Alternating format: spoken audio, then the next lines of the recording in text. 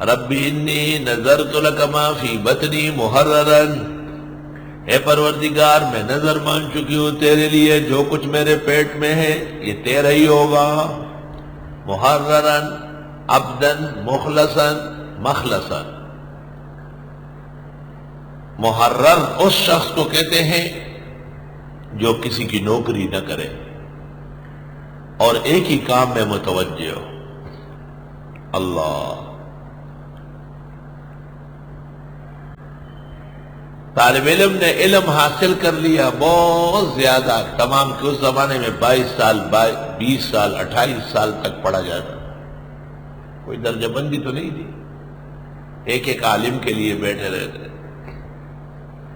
جب پڑھ کے آیا تو پتہ چل گیا کہ اس کے بھائیوں نے بہترین ڈاکٹری انجینئرنگ سب چیزیں حاصل کی. اب یہ تو مولوی صاحب تھا، چپ چاپ صاف ستھرے کپڑے پہنا ہوا، جیب میں ایک پائی نہیں.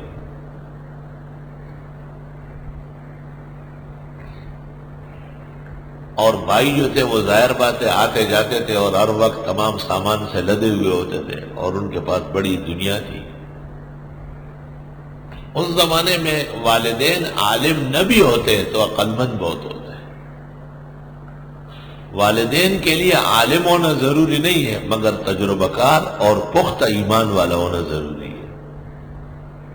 خود میرے والد صاحب تھے یہاں، انہوں نے الف سے با نہیں پڑھا ہوا تھا، لیکن ان کا ایمان اتنا مضبوط تھا کہ مجھے اپنے اوپر شرم آ جاتی. ایک بڑا سانحہ پیش آیا تو میں غمگین تھا، تو والد صاحب نے کہا جب حق پر ہو تو تکلیفوں سے مت ڈرو، تکلیفیں تو عقیدہ ہے کہ اللہ کی طرف سے آتی ہے، ڈرو اس وقت جب آپ غلطی پر ہو.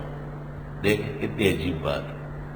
اور وہ اتنا مضبوط مشورہ تھا کہ اسی دن اس کی برکت سے فیصلہ ہو گیا میرے حق میں 100%. جب میں واپس آیا میں نے سنایا تو مجھے کہا آپ کو اجر نہیں ملے گا کیونکہ آپ ڈرے ہوئے تھے. اور پھر کہا یہ علم صرف وہ لوگ حاصل کرے، میرے والد صاحب کہتے تھے کہ جن کی ہمت پوری ہو. بے ہمت آدمی علم نہ حاصل کرے. یا خدا ہے بات. میرے والد صاحب بستر مرگ پر تھے، 1 ہفتہ بعد انتقال ہو گیا اور میں جہانگیرے میں تھا. اس زمانے میں کراچی میں سواد اعظم اہل سنت عروج پر تھی اور میں ان کے ایکشن کمیٹی کا چیئرمین تھا. تو میں جہانگیرے میں تھا، والد صاحب کے ساتھ پلنگ پر بیٹھا تھا، ہاتھ پیر دبا رہا تھا. تو مجھے کہا وہ محرم کی کون سی تاریخ ہے آج؟ میں نے کہا شروع ہے. کہا 10 تاریخ تک کراچی پہنچو. اور مجھے کہا مجھے پتہ ہے کہ گرفتاری ہونے والی ہے، آپ کو علماء نے بڑا بنایا ہے، جب کسی جماعت کا بڑا بھاگا ہوا ہو تو چھوٹے کہاں کام کر. میں نے کہا بابا آپ بیمار ہیں، میں عیادت کرنے. نہ بابا کو آپ نہ زندہ کر سکتے ہیں نہ بچا سکتے ہیں، میرے لیے درس میں اور نمازوں میں دعا کرو. اور تب مجھے چھوڑا کہ کراچی روانہ کر دیا. لوگوں کے ماں باپ کہتے ہیں کہ بھاگ آؤ جان بچاؤ، اور میرے والد صاحب کہتے ہیں نہ، علماء ہمارے مسلک کے مسلمان کمزور ہو جائیں گے، تم جب وہاں موجود ہوں گے تو ہمارے عقیدے کے لوگ پختہ ہو.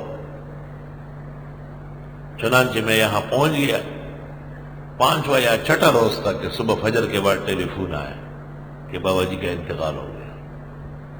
خود اپنے زور سے مجھے روانہ کیے کہ آپ اس کی پرواہ نہ کریں کہ میرا کیا ہو، میرا ایمان جو ہے وہ میرا کام آئے.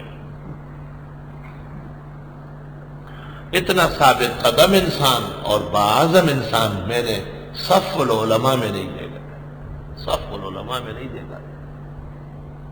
الف سے با پڑے ہوئے تھے اور اتنی سخت گرفت تھی کہ اگر تقریر میں ہنس لیتا تو بعد میں پوچھتے کس بات پہ ہنس رہے تھے، ہنسنے کی بات تھی یا ایسے ہنس پڑے. اور لوگوں سے دریافت کرتے تھے. صحیح در ابتدا کی بالکل جوانی تھی، انہیں بیٹے کے علم اور اعمال پر مکمل نظر.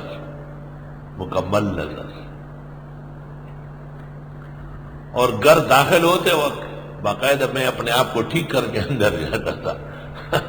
چارپائی پر بیٹھے ہوتے ایسے دیکھ لیتے تھے، شروع ہو جاتے تھے. ایسے ماں باپ نہیں جیسے کاغذ کے بنے ہوئے روئی کے، بیٹا اچھا کرے تو بھی پیارا ہے، برا کرے تو اور پیارا ہے۔ ان ماں باپ سے کیا فائدہ ہے؟ یہ تو ایسے جاپانی ماں باپ ہے۔ ماں باپ وہ ہوں جن سے اولاد سیدھی ہو کر کے چلے۔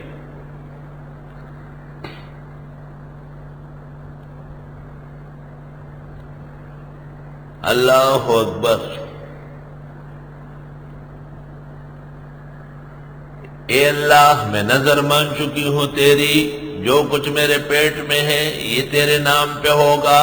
یہ ترجمہ میرا ہے، طلبہ تسلی سے اس کو چیک کر لے، اگر دنیا کے تراجم میں اس کی نظیر ہو تو قبول کر لے، ورنہ وہیں آزاد لکھ لے اور کوسین میں بند کر دے کہ استاد نے کہا تیرے خاص تیرے نام کا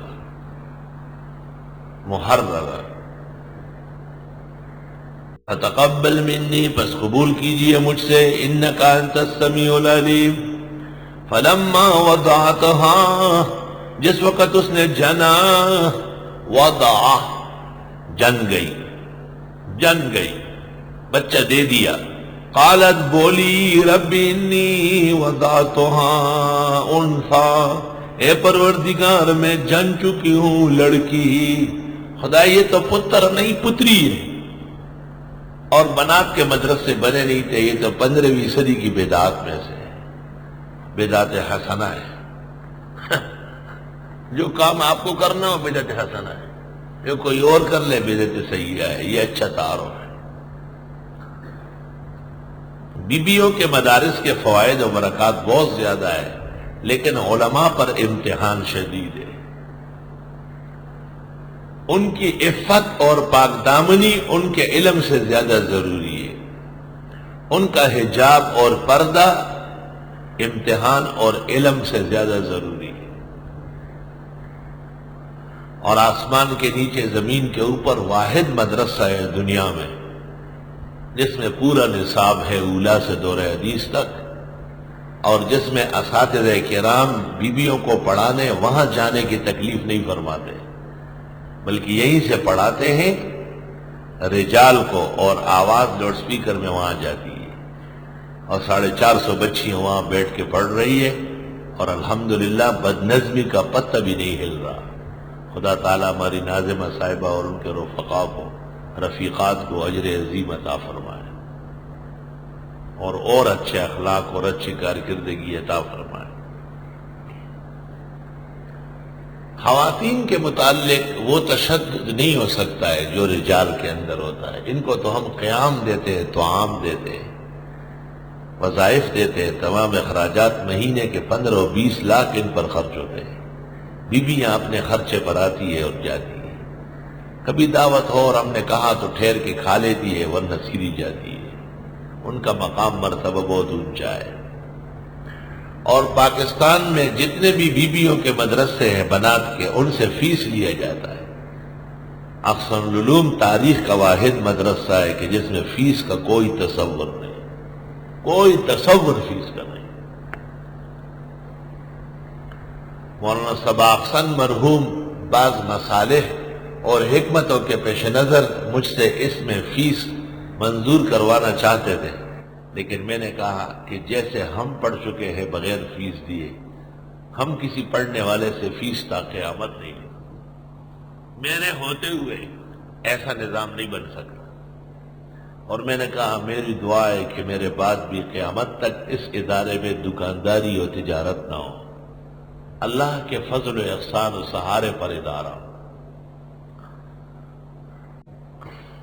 یہ مدرسے بناتے فلاں اطفال اور فلاں اطفال، اور شرم تم کو مگر نہیں آتی۔ روزانہ کبھی ان کی لڑکی گم ہوتی ہے، کبھی اس کے ساتھ لڑکا بھی گم ہو جاتا ہے، کبھی پتہ چل جائے کہ محتمم صاحب بھی گم ہو گئے۔ ہاں، ایک محتمم آیا تھا یہاں لڑکیوں کے ساتھ، میں نے کہا تم لڑکیوں کے محتمم ہو؟ اس نے کہا کیسے پتہ چلا؟ میں نے کہا خوشبو جو لگائی ہے، پاؤڈر لگایا ہے، وہ بالکل لڑکیوں والا ہے۔